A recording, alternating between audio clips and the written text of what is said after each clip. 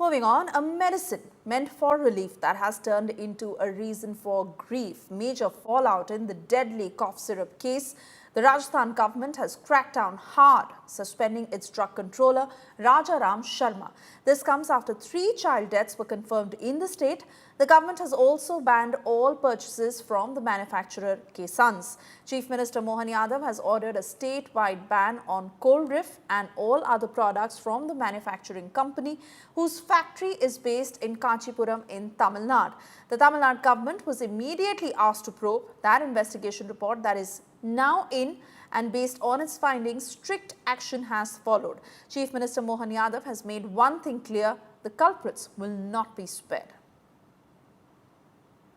जो 2 बच्चों की मृत्यु के मामले जो सामने हैं, उन बच्चों के पहले से ही जो है उनके निमोनिया के कारण थे और उनको भी जो है चिकित्सकों द्वारा जो है ये दवाई जो है वो नहीं लिखी गई है। इस प्रकार से जो है मैं स्पष्ट रूप से कह सकता हूँ कि आज तक जो है ना अभी तक चिकित्सकों द्वारा ये दवाई नहीं लिखी गई। एक जो सीकर की जो घटना सामने आई थी उसमें लिखा गया था, उसके विरुद्ध कार्रवाई की जा चुकी है। इसके अलावा जो है बाकी जो हमारे अन्य सहयोगी विभाग हैं उनके स्तर पर दवाइयों के जो है नमूने लिए गए हैं और नमूने की जाँच की जो है कार्रवाई प्रक्रिया दी है।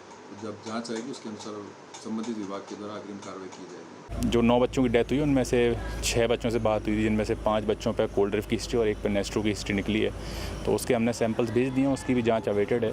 तो जैसे ही उसमें कुछ निकल के आता है उसमें हम कार्रवाई कर पाएंगे। अभी हमने प्राइवेट डॉक्टरों को एहतियात बरतने के लिए कह दिया है कि यदि मान लीजिए आपके पास कोई भी बच्चा आता है जिसको वायरल है तो आप कृपया उसे अटेंड न करें, उसे सिविल अस्पताल भेजें, उसे सिस्टम को हैंडल करने दें।